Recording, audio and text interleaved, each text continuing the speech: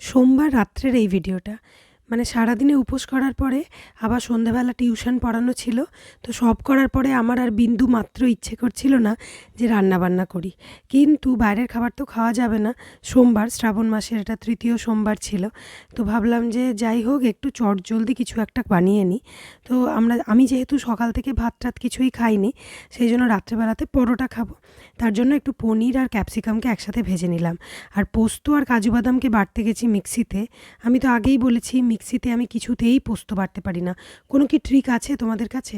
ওই ট্রিকটা আমি জানি, জানো তো? ওই যে প্রথমে মিক্সিতে শুকনো ঘুরিয়ে নেওয়া, সেটাও আমার দ্বারা হয় না। শিল ছাড়া আমার গতি নেই। কিন্তু সারাদিন উপোসের পর আবার শিল বের করো, আবার পোস্ত বাটো, অতটাও আমার এনার্জি ছিল না। সেই জন্য ওই আধ বাটা করেই একটু দইয়ের সাথে মিশিয়ে নিলাম।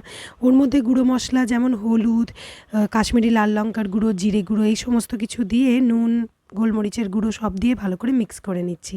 এটা পনিরের আমার মনে হয় নিরামিষ সবচেয়ে জলদি আমার একটা রান্না, যেটা আমার বাড়িতে সবাই খুব পছন্দও করে। এটার ফুল রেসিপিটা আমার চ্যানেলে অলরেডি আপলোড করা আছে। তোমরা ওপরের দিকে একটু স্ক্রোল করবে, তাহলেই কিন্তু দেখতে পাবে। খুবই সুন্দর উপোসের দিনে বা বাড়িতে কোনো গেস্ট এলো।